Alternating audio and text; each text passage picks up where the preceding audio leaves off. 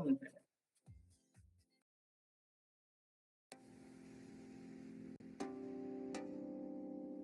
Hola, bienvenido al canal Medicaria de la Medicaria.com. En este video estaremos hablando sobre el índice de masa corporal, el cual usaremos para conocer si nuestro peso está dentro de los límites recomendados. Así que comencemos.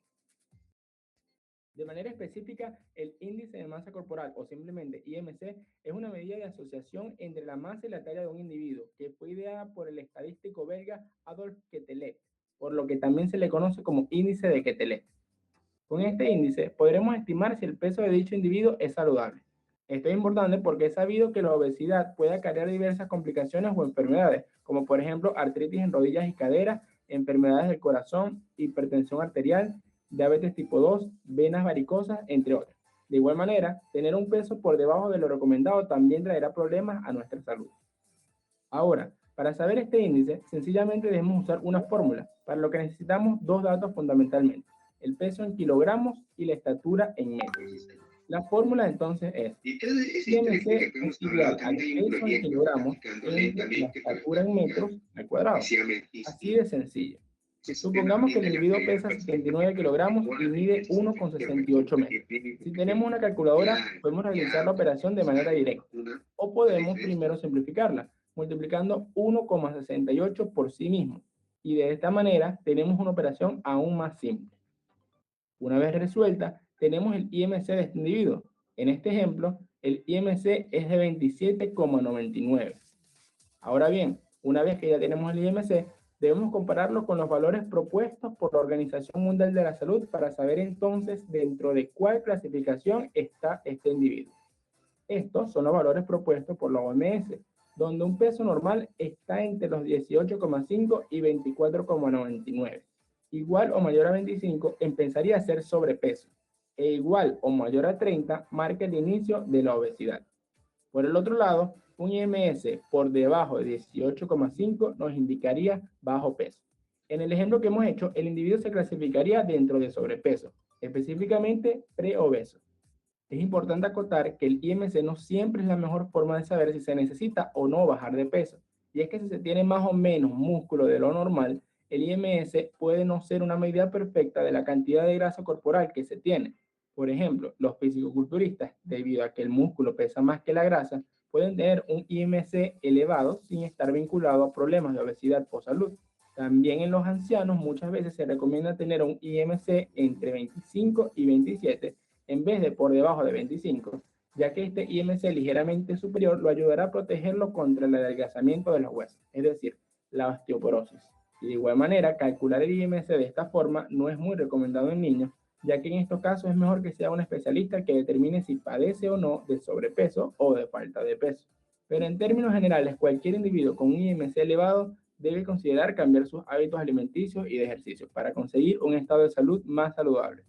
Si es notorio que se tiene un problema de sobrepeso, lo más aconsejable es visitar a un especialista médico, como podría ser un nutricionista, quien seguramente sabrá orientar al individuo para mejorar su salud. Y con esto terminamos este video. Esperamos que te haya servido para aprender algo nuevo. Si te gusta el canal y quieres apoyarnos, no olvides darle me gusta al video y compartirlo en tu... Mi trabajo es fácil porque uso Clica. Así es como llevo el control de todas mis tareas. Empiezo vaciando todo lo que Hola, muy buenos días a todos. Espero que se encuentren muy, pero muy bien y como siempre con muchas, pero muchas ganas de aprender este bonito tema de la medicina que titula Índice de Masa Corporal, Interpretación y veremos también cómo se calcula. Sin más que decir, mi nombre es Cristian Pusarico Alcón, yo seré el expositor el día de hoy. Este es el proyecto GuiaMed. Comenzamos. Bien, dentro del contenido, el día de hoy primeramente definiremos qué es el índice de masa corporal. Posteriormente veremos cómo calcular este índice de masa corporal. Veremos un ejemplo para entenderlo al 100%.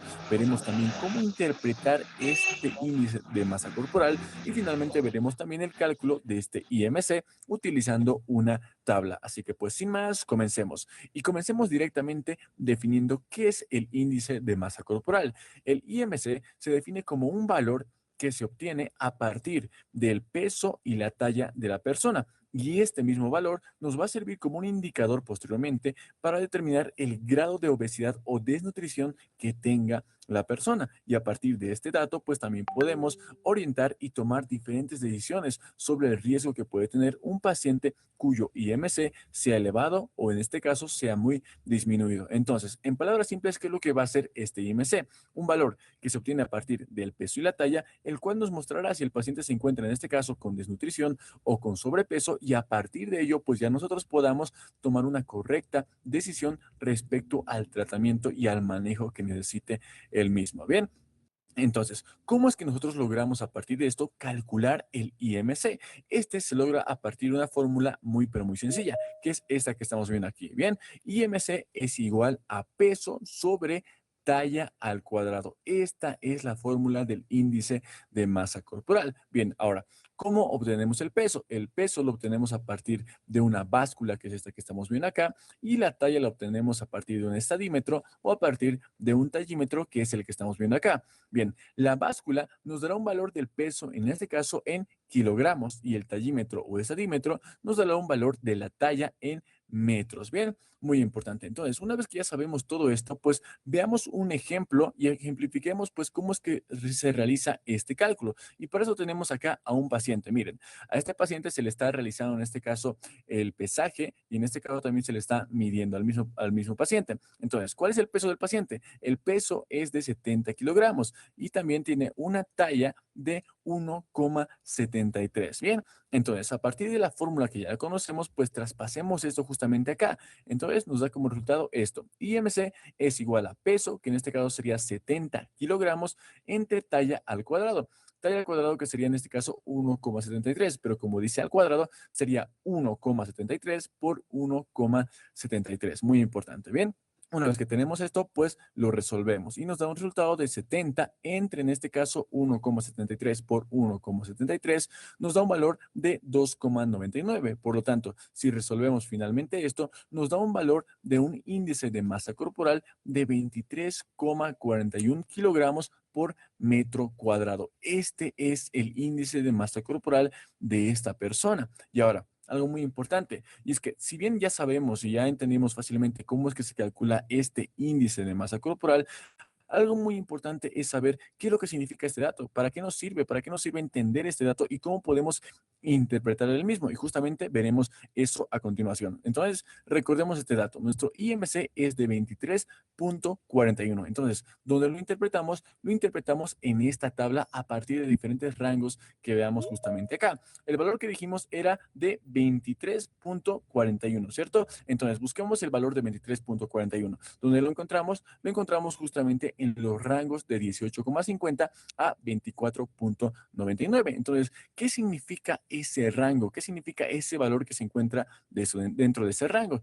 Significa pues esto que estamos viendo acá. Miren, acá está la interpretación y por ende clasificación del IMC. En este caso, nuestro paciente que tiene un índice de masa corporal de 23,41, pues se encuentra con un peso o con un estado de peso, en este caso normal. Tiene un peso normal para la talla del mismo. Bien, ahora, por otro lado, si nos damos cuenta, también hay diferentes rangos, tanto de forma superior como de forma inferior. Si vemos rangos, en este caso de forma inferior, ya podemos darnos cuenta que los números van bajando. ¿Y esto qué significa? Significa que el paciente se encuentra con un bajo peso para su talla. Ahora, por el contrario, si encontramos en este caso que los rangos se van elevando por encima de los 24,99, ¿qué es lo que podemos encontrar? Podemos encontrar sobrepeso y posteriormente datos de obesidad. Bien, entonces repasamos cada dato. El primero, que es el normal, es el rango que se encuentra entre 18,50 y 24,99. Si este rango disminuye, en este caso si se encuentra entre un rango de 17,00 a 18,49,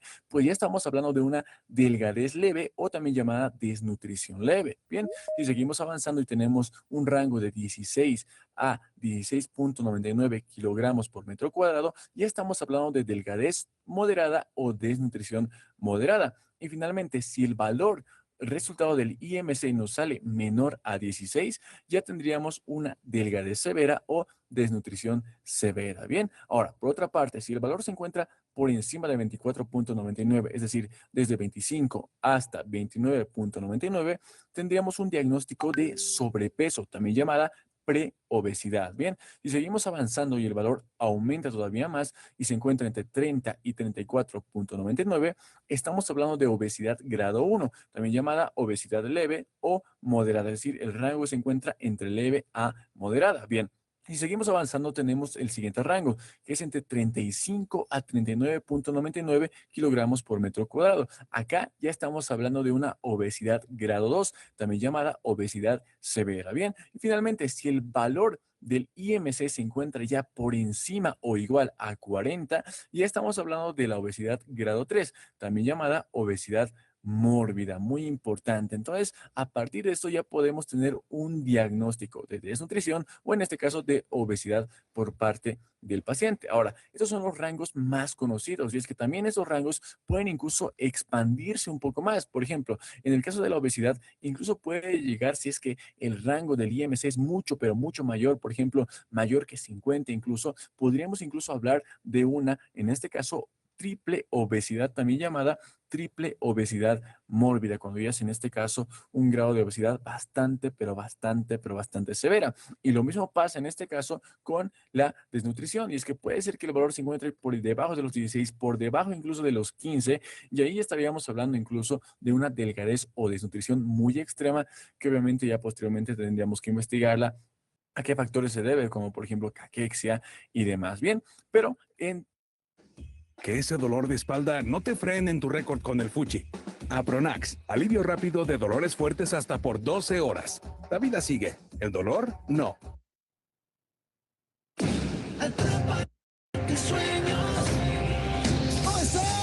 dentro de esta tabla es lo que nos interesa en este momento. Solamente estos datos que son básicamente los que encontraremos dentro de la clínica. A partir de esto ya podemos diagnosticar y a partir del IMC podemos diagnosticar pues qué tiene nuestro paciente. Si tiene desnutrición leve, moderada, severa, se encuentra normal, tiene sobrepeso, obesidad, obesidad grado 1, grado 2 y a partir de ello pues tomar diferentes acciones. Bien, entonces a partir de ver esto pues ya podemos interpretar cualquier paciente y para interpretarlo y practicar veamos dos ejemplos súper importantes. Bien, el primer ejemplo, tenemos un paciente que tiene un peso de 93 kilogramos y tiene una talla de 1,64. Entonces, pasemos a la fórmula que era peso sobre talla al cuadrado y reemplacemos los datos. Tenemos IMC, que es igual a 93, que es el peso, entre la talla, que sería 1,64 por 1,64. Esto nos da un resultado de 93 entre 2,68. Bien, si resolvemos esta ecuación, nos da un resultado de 34,70 kilogramos por metro cuadrado. Este es el primer IMC de nuestro paciente. Bien, ahora, antes de interpretarlo, pasemos a ver otro ejemplo. Bien, tenemos acá a un paciente que tiene un peso de 48 kilogramos y tiene una talla de 1,76. Entonces, pasemos esto a la fórmula y nos da este resultado. IMC sería igual a 48 entre 1,76 por 1,76. Esto nos da un resultado de 48 entre 3,09, que básicamente es la talla. Bien, entonces dividimos este resultado y nos da un índice de masa corporal de 15,53 kilogramos por metro cuadrado. Ahora, así, a simple vista ya al revisar la anterior tabla, pues ya podríamos tener un diagnóstico, pero para que nuestro diagnóstico sea certero, pues revisemos la tabla. Bien, acá tenemos a la tabla. Entonces, primeramente, el primer caso, que es un valor de 34,70. ¿En qué rango se encuentra dentro de este cuadro? Se encuentra justamente acá, miren, se encuentra en el grado de obesidad 1 o obesidad leve a moderada, pues tiene un valor de 34,70 que se encuentra dentro de este rango. Sería más que todo una obesidad moderada, si lo vemos bien. Entonces, así ya tenemos un diagnóstico del primer paciente que se encuentra con obesidad. Ahora, pasemos al siguiente caso. Acá tenemos un índice de masa corporal que se encuentra en 15,53 kilogramos por metro cuadrado. Si en este caso buscamos este dato en la tabla, podemos encontrar que se encuentra justamente acá, por debajo de los 16. ¿Y esto qué nos indica? Nos indica un diagnóstico de delgadez o desnutrición bastante severa en el paciente. Pues bien, ahora si te das cuenta, pues ya sabes cómo interpretar el índice de masa corporal, ya sabes cómo hallar ese dato y pues a partir de eso también tener un diagnóstico de desnutrición o de obesidad. Bien.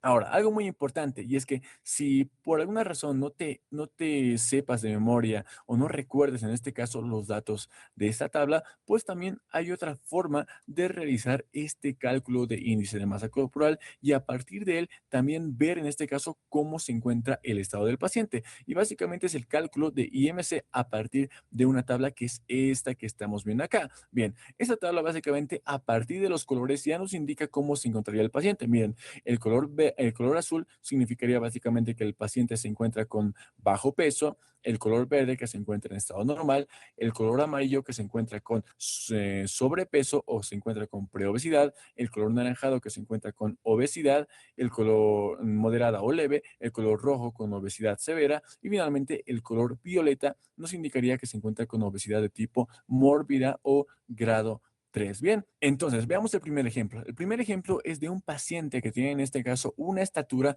de 1,90, bien, y tiene un peso de 65 kilogramos. Entonces, ¿dónde estaría dentro de este lugar? Estaría justamente acá dentro de la tabla. ¿Qué nos indicaría acá? Nos indicaría un bajo peso por parte del paciente. Bien, ahora pasemos a otro ejemplo. Tenemos aquí a un paciente que tiene una estatura de 1,60 y tiene un peso de 105 kilogramos. Por lo tanto, el valor sería de 41. ¿Qué nos indica eso? Nos indica en este caso una obesidad grado 3 u obesidad de tipo mórbida. Bien, ahora, ¿cuál es la desventaja de este tipo de cálculo a partir de esa tabla? Que si nos podemos dar cuenta, pues vemos que los rangos en este caso no son precisamente exactos, sino que van en este caso oscilando diferentes promedios de 5 en 5. Por ejemplo, miren, la estatura va subiendo de 5 en 5, 1,50, 1,55, 1,60 y demás. Bien, el peso por su parte de la misma manera, 40, 45, 50, 55 kilogramos y demás. Bien, ¿qué es lo que puede pasar aquí? Que pues no podemos obtener un dato exacto porque generalmente los pacientes tienen pues una medida de 1,67 con 68 kilogramos. Es lo que pasa, bien. Pero aún así, esta tabla nos sirve ¿para qué? Para tener un promedio de índice de masa corporal que pueda tener el paciente. Muy importante. Bien, entonces con esto llegamos al final del video. Espero mucho que te haya gustado y haya sido de tu agrado. Si fue así, ya sabes lo que tienes que hacer. Tienes que dejar un buen me gusta en el video, tienes que dejar un buen comentario diciendo de qué nuevos temas te gustarían dentro del canal. No olvides también seguirnos en Facebook, estamos como Guiamed, en Instagram como Guiamed _Cristian Crem. Y pues nada, muchas, pero Muy bien, estudiantes, entonces vamos a iniciar la clase hablando acerca justamente del tema que que se ha visto en el video, ¿no? Y también, en este caso, el estado nutricional que puede tener una persona, ¿no? Eso es vital e importante para todo profesional de salud el poder conocer el estado nutricional del paciente, ¿no? Para poder, a partir de ello, lograr un tratamiento, de repente también lograr de que el paciente pueda mejorar, ¿no? Porque recordemos que a veces estas complicaciones se dan por los malos hábitos alimenticios que tiene algún paciente. Y esto lo vamos a detallar justamente en la clase de hoy.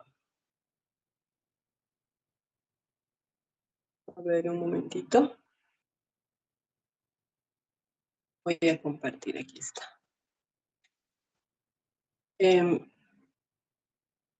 El resultado de aprendizaje de esta sesión es que al final de la sesión, el estudiante va a aplicar el índice de masa corporal, requerimiento calórico individual, metabolismo de funcionamiento, índice glucémico y también la distinción entre, en este caso, tipos de agua, ¿ya? Sobre la actividad de agua, agua libre, agua atrapada, agua vecinal, agua multicapa.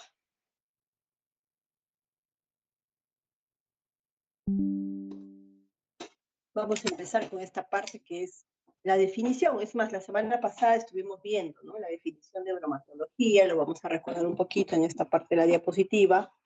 Es la ciencia que se ocupa del estudio de los alimentos desde su origen, ¿no?, hasta su utilización.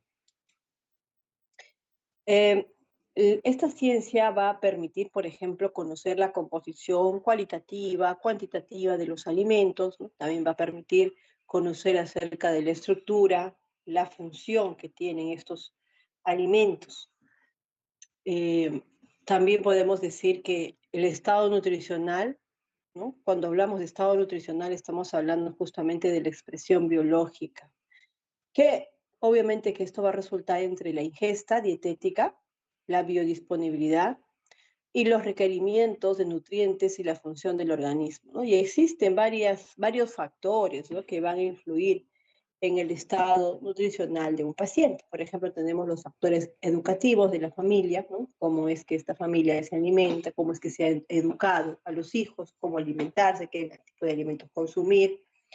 El factor económico también, que es otro factor determinante, ¿no? Sabemos muy bien que muchas personas pueden conocer, saber, entender la forma correcta de poder nutrirse, pero si no tienen la economía, ¿no?, la economía necesaria para poder lograr tener los requerimientos de, por ejemplo, de proteínas, ¿no?, lípidos, carbohidratos necesarios, no va a lograr tener un buen estado nutricional, ¿no? Y por otro lado, también la capacidad de poder absorber los nutrientes, ¿no? Esto también es otro punto importante que tenemos que tener en cuenta. ¿Ya? Muy bien, seguimos. Y hay algunos indicadores que nos van a ayudar a conocer, por ejemplo, el estado nutricional en caso de niños menores de 5 años, por ejemplo, la relación entre talla y edad, la relación entre peso y edad, y el peso talla, ¿no? Y de acuerdo a eso también se extienden y se ven aquí esos porcentajes que son indicadores necesarios para poder conocer si realmente el niño, ¿no?, está de acuerdo a la talla, peso, para que de esa forma concuerde con la edad. Cada niño puede tener una contextura diferente, pero eso no quiere decir que de repente esté deficiente de peso o talla, ¿no?, de acuerdo a su edad. Y aquí tenemos la fórmula para hallar el índice de masa corporal, lo cual ustedes lo van a hacer, ¿ya?, durante la próxima semana para que lo puedan presentar en clase, ¿no? Solamente necesitamos conocer el peso y la talla de la persona, o la altura, ¿no?, para poder obtener estos resultados. Aquí en el video les he mostrado que estos van a tener también límites.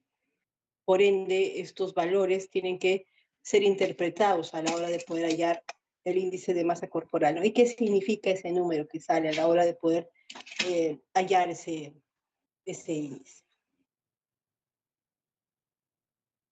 Por otro lado, también el requerimiento calórico individual, ¿no?, o el gasto calórico. Esto va a requerir, pues, conocer las siguientes variables, como por ejemplo determinar la tasa metabólica basal, ¿no?, identificar también la actividad física o factor de la actividad de cada persona, y el efecto térmico de los alimentos, ¿no? Acá tenemos una fórmula donde vamos a hallar el gasto calórico, ¿no?, que va a ser justamente el metabolismo basal por el factor de actividad. Y aquí tenemos justamente el factor de actividad, va a ser de acuerdo a las actividades o a la actividad que va a realizar cada paciente, ¿no? En reposo, 1,2, en ejercicio ligero de 1 a 3 días, en ejercicio moderado de 3 a 5 días, en ejercicio fuerte de 5 a 7 días, y en ejercicio de alta competencia, pues vamos a tener ya una actividad, un factor de actividad de 2, ¿no?, que lo podemos reemplazar justamente en esta fórmula para poder hallar el gasto calórico mediante el metabolismo basal por el factor de actividad. Por otro lado, también tenemos el índice glucémico, ¿no?, que este índice va a indicar justamente la velocidad con la que un alimento aumenta la glucemia. Hay que recordar que existen varios tipos de alimentos, y si nuestra dieta está o es rica en azúcar, en miel, en mermeladas, en dulces, en golosinas, lastimosamente, pues este índice glicémico en nuestra sangre va a ser mucho más alto, ¿no? Todo va a depender de la calidad y la cantidad de estos alimentos que nosotros consumamos, ¿no? O si consumimos un índice glicémico medio, también de la misma forma, ¿no? Papas fritas, cereales, ¿no?, para el desayuno, si desayunamos bananas, arroz integral, avena, pan integral, uvas, pastas cocidas, ¿no? Entonces, esto también va a elevar, pero en mediana cantidad, el índice glicémico, ¿no? Y tenemos el bajo índice glicémico, ¿no?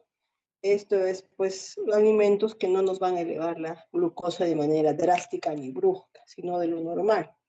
Tenemos los bastones de salvado, los frutos secos, la leche, yogur, quesos, legumbres, duraznos, pera, kiwi, manzana, ¿verdad? Esos son alimentos que pueden estar en nuestra dieta mejor, ya que no nos van no nos van a provocar que la glicemia en sangre pueda dispararse de manera inmediata, haciendo de que el páncreas pueda trabajar más de lo normal, ¿no? Eso hay que evitar. Y el agua, ahora, por otro lado, si hablamos de la actividad del agua, también tenemos que analizar esta parte, ¿ya? Porque la actividad del agua es un factor importante para la descomposición microbiana, ¿no? Y el agua, pues, también determina las características organolépticas de los alimentos. Hay alimentos que tienen mayor cantidad de agua que otros. Nosotros, por ejemplo, deberíamos haber hecho en la práctica justamente los sólidos totales, ¿no?, que se obtienen al extraer el agua de ciertos alimentos, ¿ya? Y aquí tenemos que tener en cuenta la actividad del agua. Por ejemplo, la cantidad de agua libre que hay en un alimento, esto es la cantidad de agua disponible para reaccionar químicamente con otras sustancias y provocar el crecimiento microbiano, ¿no? O por otro lado, si la actividad del agua se reduce, puede ser de diferentes formas. Por ejemplo, si yo congelo, estoy reduciendo la actividad del agua, por eso cuando congelo es muy difícil que se descompongan los alimentos. También se puede reducir por la deshidratación o la agregación de solutos esta actividad del agua, ¿no? Aquí tenemos una fórmula justamente para poder hallar esa actividad de agua, que es actividad de agua, que es igual a presión por vapor de agua en un alimento por presión de vapor de agua pura. Aquí podemos observar, ¿no?, una línea donde se describe o se coloca justamente del 0 al 1. ¿Qué significaría esta línea a la hora de poder nosotros conocer la actividad del agua?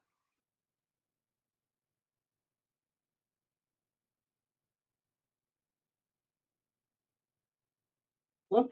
Si hablamos de esta línea que menciona justamente agua no disponible, agua menos disponible o agua muy disponible, estamos hablando ¿La justamente... pureza del agua? ¿Cómo? La pureza del agua, el nivel de pureza, si es apto para consumo humano. No. En acá es de cuánto de agua está disponible un alimento. Por ejemplo, la actividad de agua es una medida de cuánta agua está disponible. Es una medida de cuánta agua está disponible, no si es pura o no es pura, ¿ya? En un producto, por ejemplo, hay que tener en cuenta que el agua, si está libre, va a reaccionar rápidamente con otros compuestos y también va a haber mayor crecimiento de microorganismos, ¿no? Entonces, por ejemplo, acá, del 0 al 25, ¿qué significa agua no disponible? ¿Qué quiere decir? Que el agua está fuertemente ligada al alimento. Entonces, no puede ser usada por los microorganismos porque está ligada a los alimentos. Por ejemplo, ¿en qué tipo de alimentos? Alimentos muy secos, ¿ya? Ahora, ¿qué quiere decir agua 0,25? Que el agua está menos disponible, pero sí está disponible, pero menos, ¿no? O sea, quiere decir que parte del agua ya puede participar en esos procesos de actividades o reacciones, ¿no? Este rango del 0,25 se puede eliminar por congelación, por ejemplo. Congelo y empiezo a eliminar agua, ¿no? Algunos microorganismos pueden sobrevivir, pero pocos crecen en ese tipo de agua, que está menos disponible en un alimento, ¿no?, que son alimentos más secos. El 0,8 ya es una agua muy disponible, o sea, el agua está libre y fácilmente se puede eliminar. ¿Cómo? Evaporando, congelando el alimento, ¿no?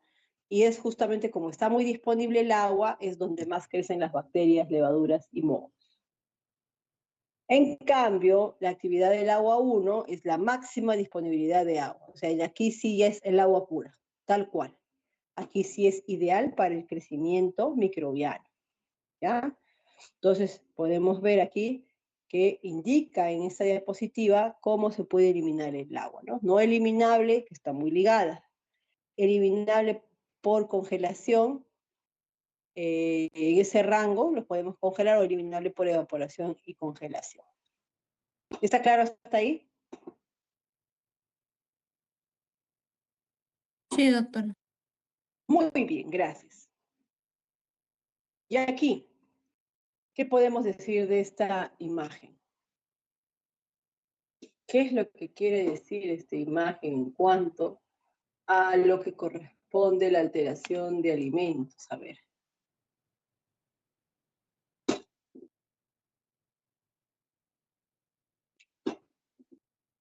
En esta imagen, jóvenes, podemos ver justamente la comparación de la velocidad de alteración de alimentos. Hay alimentos que se descomponen más rápido que otros, e incluso algunos necesitan refrigeración para poder ser conservados de manera correcta. Entonces, si analizamos esta imagen, podemos decir que hay ejes. En el eje de las X, o sea, la que está en horizontal, se ha colocado la actividad del agua, que va del 0 al 1, y en el eje de las Y, ¿no? Velocidad de alteración del alimento. ¿Con qué velocidad se va a alterar? O sea, quiere decir que a mayor altura de la curva, más rápido se deteriora el alimento. ¿Qué pasa con la zona de la actividad de aguas, donde está, en este caso, de 0 a 0.3? Aquí casi no hay agua disponible y predomina la oxidación de lípidos, grasas, en este caso las grasas. Como hay mayor cantidad de lípidos, las grasas se van a enranciar. No hay actividad microbiana, ejemplo, la leche en polvo, ¿no? La leche en polvo, muy difícil que se malogre. Las galletas secas, etc., ¿no? En cambio, la actividad intermedia, que va entre 0,7 a 0, perdón, de 0,3 a 0,7, ahí sí ya empiezan reacciones, ¿no? Químicas importantes. Ahí podemos ver que hay una reacción de Maillard, que por ejemplo estamos hablando del pardeamiento no enzimático, ¿no? Hidrólisis no enzimática, y aquí hay muchos alimentos que pueden deteriorarse, aunque no tengan microbios. Ejemplo, los cereales, ¿no? Los productos deshidratados. En el rango de 0.7 a 9 tenemos, que es muy alta la actividad, obviamente, ahí tenemos pues la máxima disponibilidad de agua, donde es proclive que puedan crecer levaduras, bacterias, ¿no? Aquí ocurre la mayor actividad de microbiana y los alimentos se van a descomponer rápidamente, ¿ya? Entonces acá tenemos una imagen donde todo deterioro ocurre con mucha agua. Eso es lo que nos quiere decir con esta imagen, ¿no? Poca agua, oxidación de grasas. Agua intermedia, reacciones químicas. Y mucha agua, el principal problema para el crecimiento de estos microorganismos. Y aquí tenemos esos intervalos y qué tipo de microorganismos van a crecer, y por ende también en qué alimentos se va a suceder este tipo de crecimiento bacteriano, microbiano, ya que esta actividad va a diferir mucho y por lo tanto también va a ser diferente en cada tipo de alimento.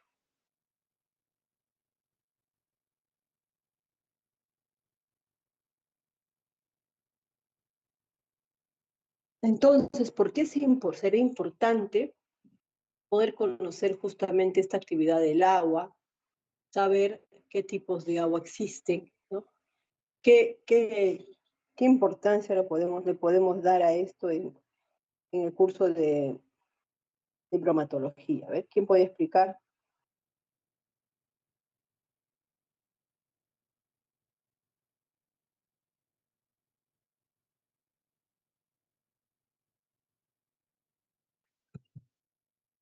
Por ejemplo, chicos, ¿no? Aquí en la diapositiva se está hablando de tipos de agua. Por ejemplo, el agua, chicos, ligada, ¿no? En la primera parte del cuadro, el agua ligada es el agua que está pues fuertemente unida a moléculas de alimentos, muy unida, como podemos ver en la imagen, ¿no? Esta agua ligada, como está muy unida en los alimentos, puede haber dos tipos. Tenemos el agua vecinal, que está en las capas externas alrededor de los solutos, ¿no? Y por ende, estos van a formar puentes de hidrógeno, agua y agua soluto, ¿no? Y tienen poca movilidad.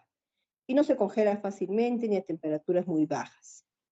Esta agua prácticamente inmoviliza, ya por eso es una agua que está ligada.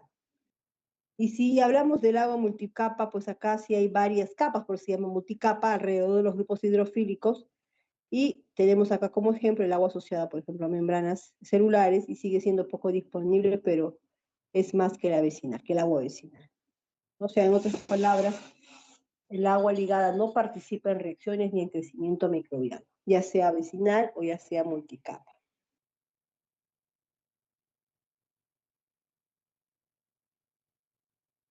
En el caso de agua de fase masiva tenemos agua libre y agua atrapada. En el agua libre pues es la que se puede eliminar fácilmente. Si secamos, evaporamos, rápidamente se va a eliminar el agua. Y es la más importante para reacciones químicas, ¿no? Crecimiento de microorganismos, ¿no? Entonces ahí viene también lo que es por otro lado el agua atrapada, que está, que está en estructuras de los alimentos como capilares celulares, ¿no? Representa más o menos el 95% de agua total, tiene propiedades similares al agua pura, también tiene una característica peculiar que eso que se congela rápidamente y su eliminación también puede ser reducida. Acá en la imagen de la izquierda podemos ver, ¿no?, algo muy interesante, como muestra como que el agua rodea iones como sodio, cloro, ¿no? Y esto forma una capa de hidratación donde el agua queda organizada y menos libre, ¿no? En la otra imagen pues representa el agua como molécula polar. Los grupos hidroxilos también permiten formar puentes de hidrógeno, y esto es clave para que el agua se pegue, ¿no?, a otras moléculas. En conclusión, el agua ligada no está disponible, no afecta mucho en la actividad del agua. El agua libre atrapada así afecta al factor de actividad de agua y el deterioro. Por eso, en conservación se busca reducir justamente el agua libre, ¿no?, mediante el secado, ¿no?, la sal, el azúcar. De esa forma podemos inferir en cuanto a este cuadro. Muy bien, entonces van a tener una tarea grupal, ¿ya?, que lo van a presentar para la próxima semana, que es calcular el índice de masa corporal, clasificar el estado nutricional, ya tenemos la fórmula, calcular el metabolismo basal usando la fórmula correspondiente, estimar el requerimiento calórico según el nivel de actividad física, analizar el índice glucémico de los alimentos para elegirnos en el caso y proponer recomendaciones generales priorizando alimentos de bajo y medio índice glicémico. Eso es lo que van a trabajar el día de hoy, ¿ya?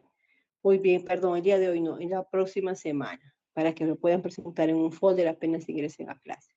Este tipo de instrucciones que se le va a dar hasta el paso 5. ¿Alguna pregunta hasta ahí? Se presenta la próxima semana, no esta semana, La próxima profesora. clase, Perfecto. el mes que viene, sí. O sea, este viernes. ¿Quién más? ¿Nadie más tiene alguna pregunta?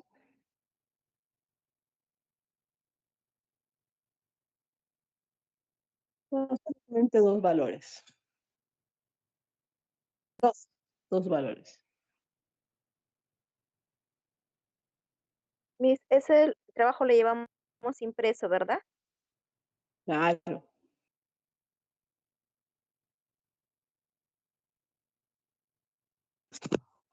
Muy bien. ¿Alguna pregunta más? Pues acá quiero justamente hacerles ver este video muy interesante del agua, que lo dejé pendiente para el final, para ya pasar a la parte práctica, ¿no? Porque lo importante es también realizar la parte práctica que corresponde justamente esta semana. A ver.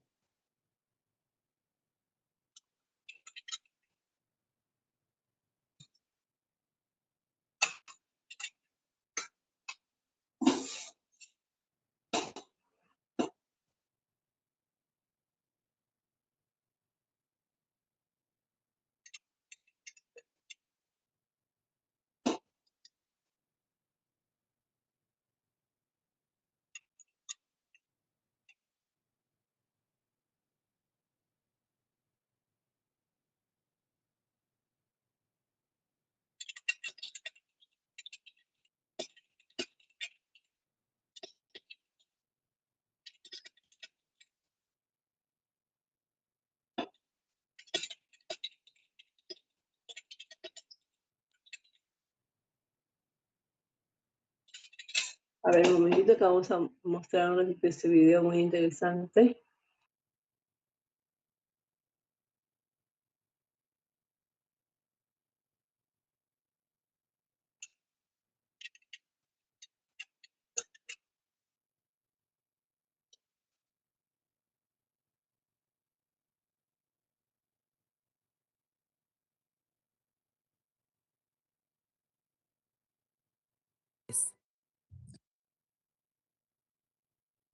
Hola, ¿qué tal? Espero que te encuentres muy bien. El día de hoy vamos a ver el tema del agua libre y el agua ligada en la química de los alimentos. Sin más, iniciemos con el tema. El agua es uno de los principales componentes de los alimentos. Una parte compone su estructura molecular y otra se encuentra libre o bien disponible. En el área de química de los alimentos denominamos a la actividad de agua AW para referirnos a la cantidad de agua libre que contiene un alimento. Es un parámetro sumamente importante porque determina la vida útil y el tipo de microorganismos que puede prosperar en ese alimento y generar las enfermedades transmitidas por alimentos. Actualmente, la actividad acuosa se considera un parámetro de calidad y un punto crítico de control. La mayoría de las reacciones que ocurren durante el almacenamiento de los alimentos, como la oxidación de lípidos o la degradación enzimática o la reacción de Maillard, tiene una explicación relacionada directamente con la estructura del agua. En los tejidos animal y vegetal, el agua no está uniformemente distribuida. Esto debido a los complejos hidratados que se establecen con las proteínas, los carbohidratos, los lípidos y otros constituyentes. En general, el contenido de humedad en un alimento se refiere a toda el agua en forma global. Sin embargo, en la mayoría de los productos alimenticios existen algunas zonas que no permiten su presencia. Vamos a denominar entonces a los dos tipos de agua, el agua libre y el agua ligada. El agua libre es la que se encuentra en mayor porcentaje, aproximadamente un 95% del agua es agua libre. Se volatiliza fácilmente, se pierde cuando existe un calentamiento, es la primera que se congela y es la responsable de la actividad de agua AW, como lo mencionamos al principio del video. Mientras que el agua ligada es aproximadamente el 5% del agua del alimento y es aquella que no congela a menos 20 grados centígrados y para determinarla se suelen utilizar técnicas específicas como DSC o resonancia magnética nuclear RMN. En el caso del agua libre es la única disponible para el crecimiento de los microorganismos y para intervenir en todas las reacciones químicas que ocurran en el alimento. A medida que la actividad acuosa va disminuyendo, la textura de un alimento se va a endurecer y el producto se va a secar rápidamente. Esto puede hacerse mediante algunos procesos como la deshidratación. Los alimentos cuya actividad acuosa AW es baja, por naturaleza suelen ser más crujientes y se van a romper con facilidad. Entonces, si la actividad acuosa aumenta, se reblandecen los alimentos y dan lugar a productos alimenticios poco atractivos. Ahora sabes entonces que la cantidad de agua y la actividad de agua en un alimento son aspectos sumamente importantes en el mismo para su conservación o bien para propiciar su descomposición. Si te gustó este video, dale like, suscríbete.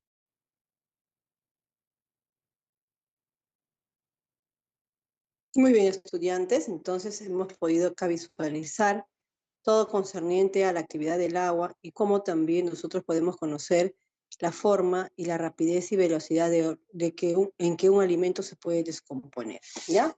Entonces ahora vamos a pasar a la parte de práctica. Acá les voy a compartir. A ver, un ratito. ¿Me dan 5 Profesora, minutitos? una Váyanse consulta a antes de que se vaya. 5 minutitos.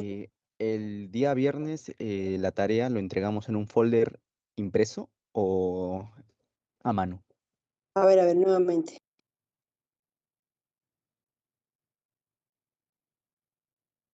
Sí, a ver, nuevamente porque no te escuché nada. ¿La tarea es a mano o impreso?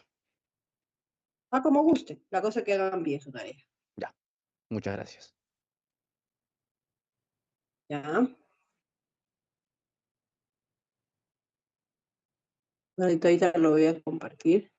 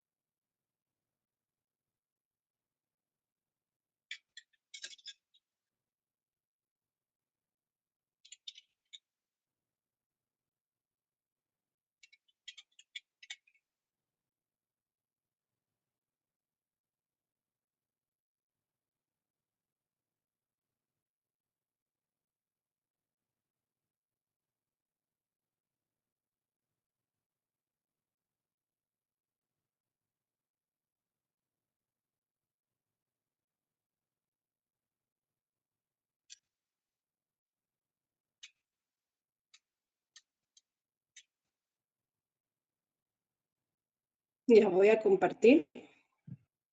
Y esta va a ser la forma correcta, ¿ya? De poder hacer sus informes. Yo ya les voy a explicar en qué consiste la práctica.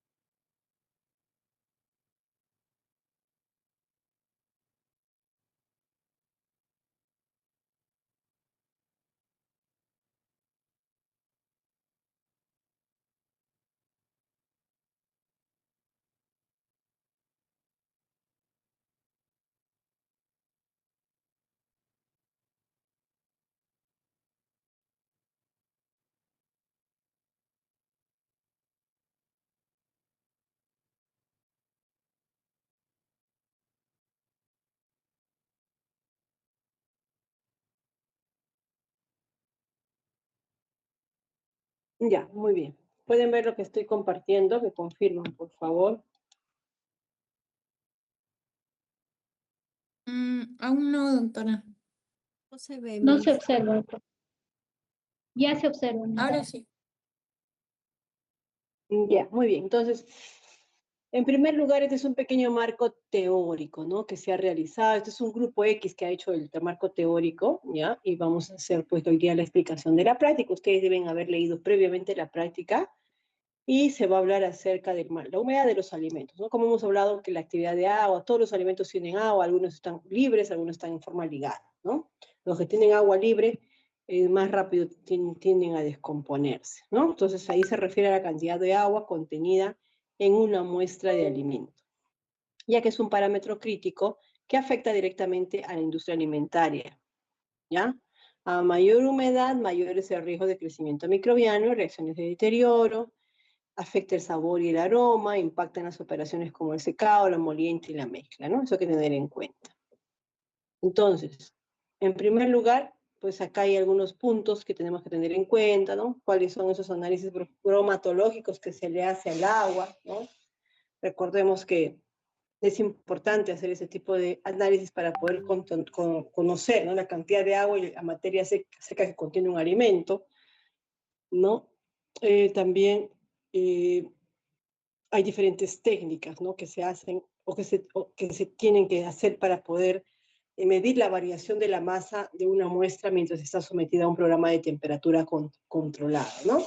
Entonces aquí vamos a analizar nuestra competencia. La competencia, ahí ustedes lo van a ver, la competencia en la guía, es que es el objetivo de la práctica que ustedes quieren lograr, ¿ya? Entonces, determinar el porcentaje de humedad relativa de una muestra de alimento pulverizado y los sólidos totales por método indirecto. Esa va a ser nuestra práctica del día de hoy, ¿ya? Y ese va a ser nuestro objetivo. Es importante poder conocer nuestros objetivos para poder al final de la clase ver si he logrado, ¿no? Estos son los materiales que se utilizan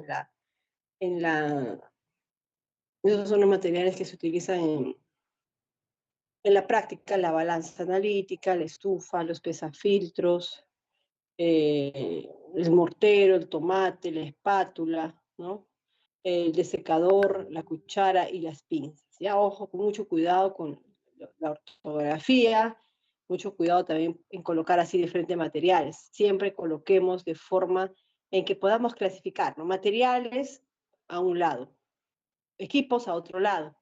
La muestra, en este caso ellos han traído el tomate. Ustedes, esa semana, si hubiesen tenido de forma presencial, ustedes hubiesen traído cualquier otro tipo de alimentos, ¿no? En este caso ellos han elegido el tomate. Obviamente que no vamos a lavar nada, simplemente de frente lo vamos a triturar, ¿no? Entonces, ¿qué hizo? Primero tenemos que calentar la estufa a llegar a 105 grados centígrados, ya, eso es importante. Otro punto importante es que los pesafiltros, yo los voy a llevar a la estufa sin tapita y los voy a secar. que vayan secando por 5 minutos ahí en la estufita o 10 minutos, mientras que yo voy cortando la porción de tomate que voy a utilizar, ¿no? Luego, triturar en el mortero. ¿Ya? Trituramos en el mortero, pero antes de triturar, ojo, yo tengo que saber que ese mortero está seco, está limpio, ¿ya? Por favor, porque si no se va a contaminar con otros líquidos, otras sustancias.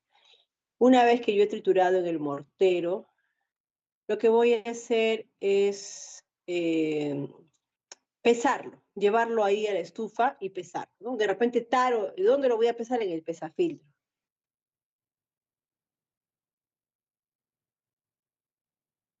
Entonces, ese pesafiltro se va a utilizar para poder pesar la muestra. ¿Hasta ahí alguna pregunta? No, profesora.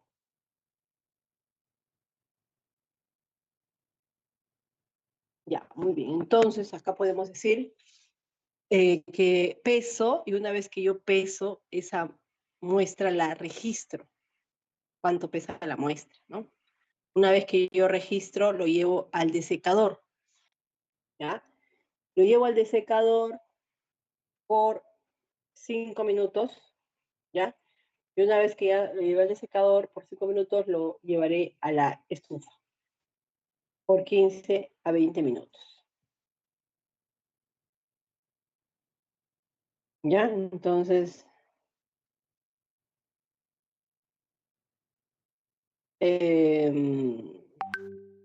una vez que ustedes han llevado a la estufa por 15 o 20 minutos, retiran, ¿no? Ello, ¿ya? Y nuevamente hacen lo mismo. Llevan al desecador, nuevamente pesan y apuntan la segunda pesada. Eso siempre es importante, apuntar la segunda pesada. Nuevamente llevan a la estufa, sacan por 20 minutos, lo llevan al desecador por 5 minutos y nuevamente lo pesan. Esa sería la tercera pesada. ¿Ya? Y así sucesivamente hasta encontrar el peso constante. Acá, por ejemplo, se va a hallar o se va a determinar la humedad, determinación de porcentaje de humedad. Entonces, mediante una fórmula que yo ahora mismo les voy a presentar, van a hallar ello, ¿no? Obviamente que esos resultados lo van a colocar de acuerdo a esta fórmula de porcentaje de sólidos totales, ¿ya? Para que ustedes puedan restarlo y de esa manera puedan hallar cuánto de humedad se ha extraído del tomate al encontrar lo que corresponde a el peso constante y las pesadas constantes que se le han realizado después de someterlo al calor. ¿Ya? Entonces acá vamos a compartir esta fórmula un ratito para que puedan saber dónde va en el numerador, qué va en el denominador, porque si no van a tener problemas a la hora de poder resolver ello. A ver, un ratito. Solamente es eso, miren, imagínense que ya llegaron al peso constante e inmediatamente utilizan la fórmula. Voy a compartirles la fórmula.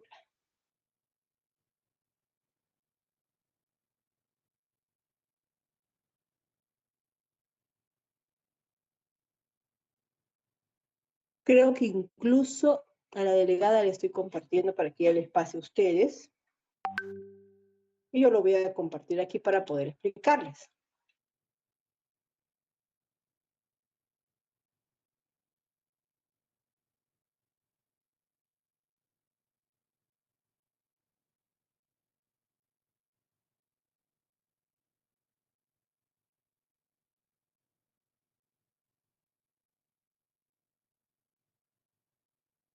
Ya está.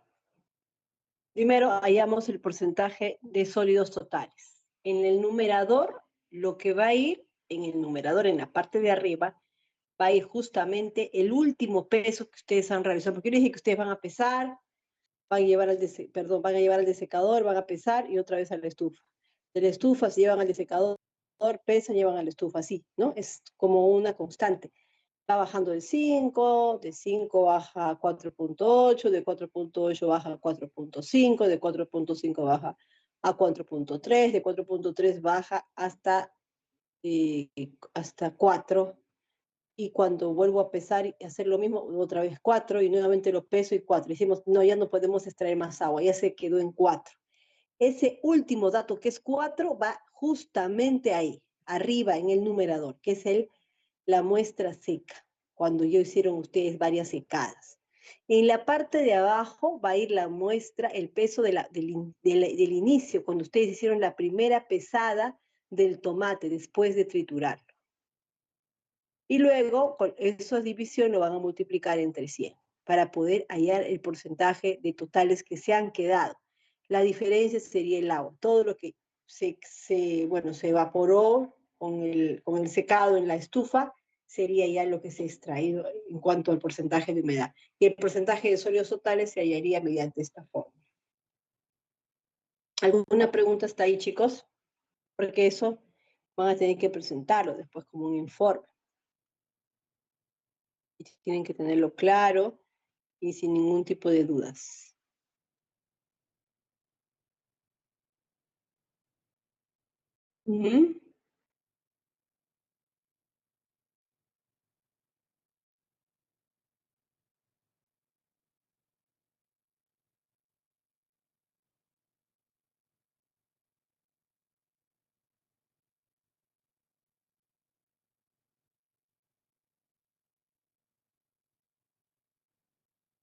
Chicos, ¿están ahí? ¿Me escuchan? ¿Alguna pregunta? Para poder seguir con la siguiente parte. Si no hay ninguna pregunta, luego van a tener que responder el cuestionario que les voy a dejar ahora, ya en cuanto a esa práctica. A ver, un ratito, vamos a ver cuál es el cuestionario.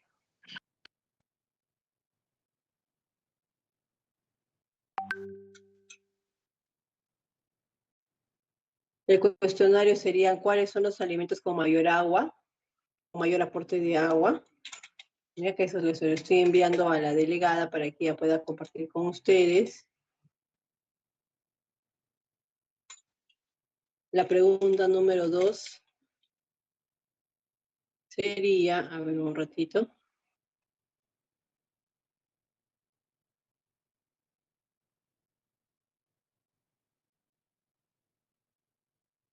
Los que tienen menor aporte de agua.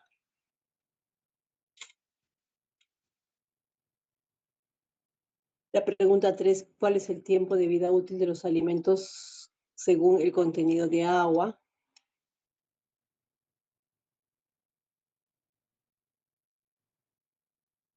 Delegada, ¿le está llegando las preguntas para que comparta con sus compañeros? Muy bien, gracias. Solamente quería saber si le está llegando. Si le está llegando, vamos a seguir. La cuarta pregunta es, ¿qué alimentos y productos farmacéuticos se utilizan para la rehidratación?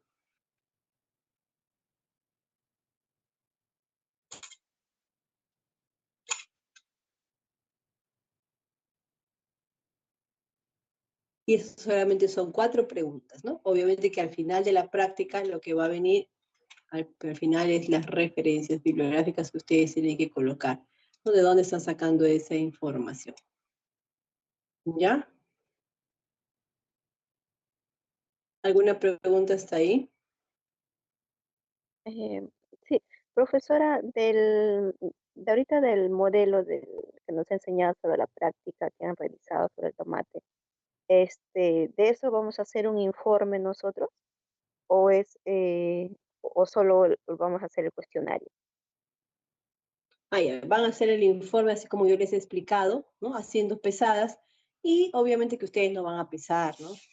Solamente van a buscar información, porque ya se ha realizado ese tipo de práctica con otros laboratorios. Entonces eso lo han colgado en las redes, y esos datos que de repente han sacado de los sólidos totales del apio, sólidos totales del brócoli, utilizar esos datos para que ustedes hagan la práctica. O sea, son datos simulados que ustedes van a utilizar. La cosa que quiero que sepan cómo se hace el procedimiento, la técnica, y cómo se interpreta los resultados. Lo demás puede ser datos que ustedes van a colocar referenciales, ¿no? Para poder hallar la fórmula. Ah, ya entonces vamos a hacer como si una simulación. Exacto. Ya, Cualquier alimento que sea fresco. Ujú. ya. Muy bien. ¿Alguna pregunta hasta ahí, chicos? Profesora, ¿qué día lo tenemos que entregar? ¿Ahora o el No. viernes? Ahora, si ustedes quieren hacerlo, avanzarlo ahora y ya no tener nada para el viernes, normal, pero sí tienen plazo hasta el día de la práctica, que es el viernes. Ok, entonces quedaría este informe y la tarea que dejó, la actividad. La actividad que es de teoría y este informe que es de práctica. Perfecto. Ujú. Impreso me lo tienen que presentar. Obviamente que yo después, al finalizar la primera parte del curso, yo les voy a dar un link para que puedan subirlo en una carpeta todos, para que ya tengan su nota final. Pero sí, ahora no lo pueden subir porque todos van a revisar y van a ver, ¿no? Pero sí, la penúltima semana, ya el día del examen, la semana 7 sí voy a subir un drive y ahí todo, por eso tenganlo ordenado para que ahí nada más. Obviamente que lo tienen que presentar en diapositivas, así como está aquí. Las diapositivas tienen que tener el formato de las clases que ustedes pueden observar de la Winner, ¿no? Que tenga todos esos colores, ¿no? No utilicen otro tipo de diapositiva. ¿Está claro? Sí, profesora. Muy bien. Sí, profesor. No sé si tienen tiempo para poder preparar de una vez ello y de una vez lo entregan hoy, o si no, ya lo hacen en la semana. Me avisan porque yo sé que de repente hoy ya están trabajando, ¿no? Están en otra clase, es una clase de recuperación, por eso no voy a ser estricta. Voy a estar aquí, los que quieren quedarse realizando ya de una vez la práctica, voy a estar aquí para poder guiarlos, ¿no? Y escuchar de repente algunas preguntas que tengan, ¿ya? Pero hasta aquí pues concluye la parte de teoría y práctica que teníamos pendiente de la semana, pues que fue feriados, ¿no? De los feriados. Ya, Miss, ¿usted cree que nos puede compartir su PPT que nos mostró en la práctica, por favor? La PPT no les voy a compartir por esta vez porque yo sé que ustedes no lo están haciendo en laboratorio, ¿no? Entonces, como no lo están haciendo en laboratorio, ustedes no tienen un poco de idea de repente de los materiales, pero cuando ya más adelante ustedes ya hagan en laboratorio, ustedes sí tienen que tener sus propias diapositivas sin necesidad de que se puedan eh, de repente copiar, ¿no? Pero sí hay que tener en cuenta que los informes que yo voy a pedir a ustedes siempre va a tener introducción o marco teórico, materiales, reactivos y equipos, muestra también en este caso si es que hay muestras, ¿no? O reactivos si es que hay reactivos, así clasificarlo. Primero ponen marco teórico, competencias, materiales, muestra, equipos, después procedimiento, cálculos y resultados y al final el cuestionario. Siempre va a ser así, ¿ya? Ya. Les voy a compartir con la delegada algunas partes del informe para que ustedes sepan más o menos de qué trata, ¿no? El marco teórico, las competencias, ¿no? Las competencias que tienen que colocar también ahí. Y esas competencias, es más, están ¿cómo se llama? En la guía de práctica. No tienen ustedes nada que no esté ahí. Ahí estoy enviando a la delegada para que ella pueda ser la que va a enviar, ¿no? Y aparte del procedimiento, tampoco tienen por qué quedarse preocupados, uy, ahora no sé el procedimiento, porque también todo está en la guía de práctica. Todo. Puede ser que esto que les estoy enviando pueda tener algunos errores, pero ya ustedes, pues de ahí vienen los resultados, como cálculos.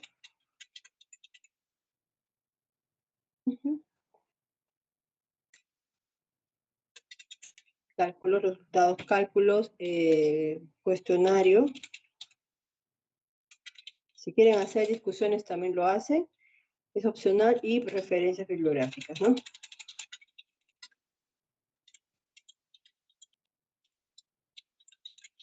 ¿Ya está?